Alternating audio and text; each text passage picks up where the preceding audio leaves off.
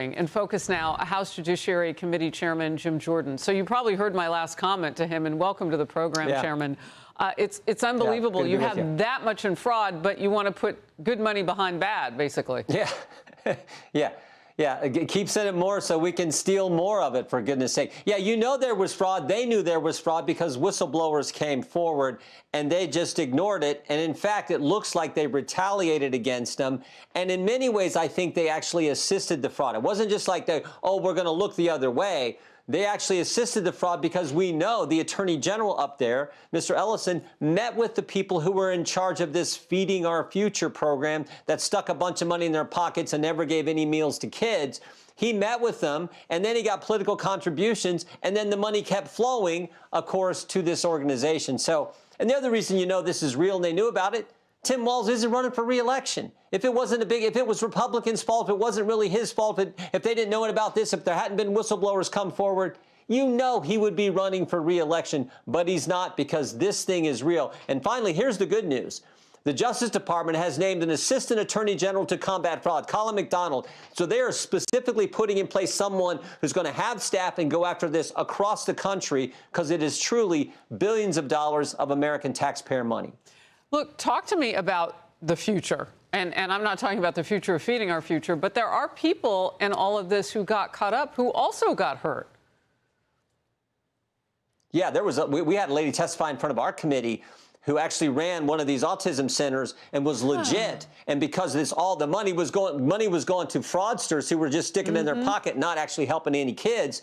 She got hurt. Her business got hurt, and she brought her son, who actually has autism. She brought him to the hearing as well. So that's the ramifications of this when you don't deal with it, when you don't listen to the whistleblowers who know. They're seeing this. Something's not making sense. They got all this money going out, not making sense. They go tell the authorities, and the authorities go, oh, I'm just going to meet with them, and for political reasons, we're not going to do anything, and we're going to keep the money flowing.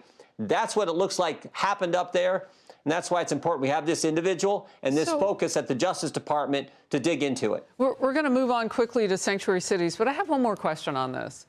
What you're describing would be a crime. But we're not hearing about people, you know, getting arrested in all of this. So you're building the case. Next steps.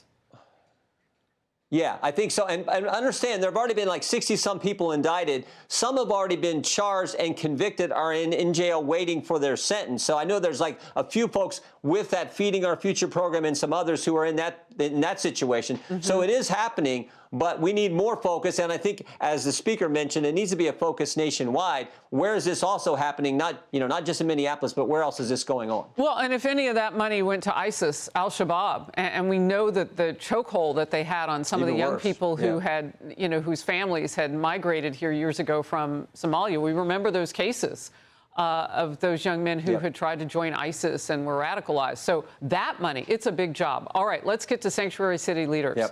And how they are finding more and more ways now to try to keep the federal government from enforcing our nation's immigration laws.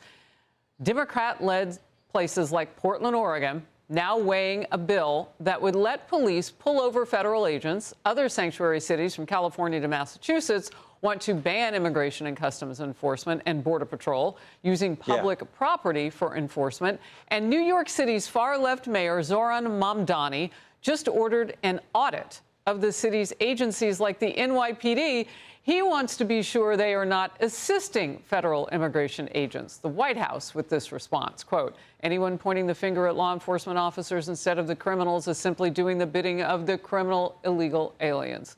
And border czar Tom Homan says Democrat-led cities should not make the mistakes Minneapolis made because ICE will be there. I said from day one that, we need to flood the zone in sanctuary cities with additional agents. The number of agents depend on the situation on the ground, how many known criminal targets are out there, because we know we have a problem with sanctuary cities, because we know they're releasing public safety threats in the public. Chairman Jordan, it sounds like he's just getting started.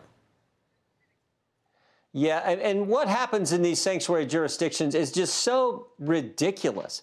I mean, here you have in these areas, because some left-wing politicians tell local law enforcement, don't work with federal law enforcement, even when federal law enforcement will send a notice to the jail, to the detention center saying, we know so-and-so is in there and charged with the crime. That individual's here in this country illegally. He's supposed to be removed. Will you let us know if you're going to release him so that we can come pick him up? And they say, we're not going to let you know.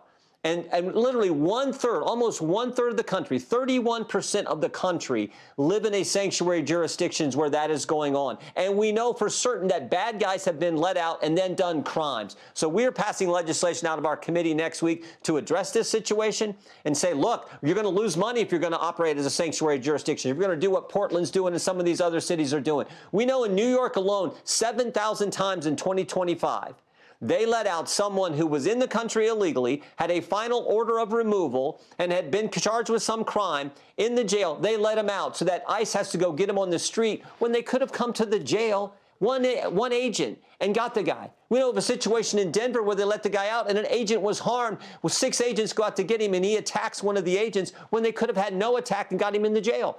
This is so stupid, but this is what left-wing craziness will result in.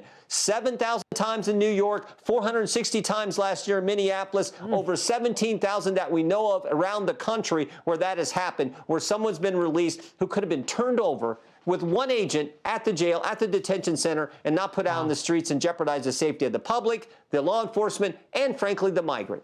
Well, and when you say the public, we know that. I mean, it's so true. You just want to go to work, and I've lived in Minneapolis, and I've been saying this for weeks. They just want to live their lives, no matter what their politics may be. They didn't sign up for the locals not following the federal laws, or maybe some of them did. I wrote down what you said. 31% of people in the country live in sanctuary jurisdictions.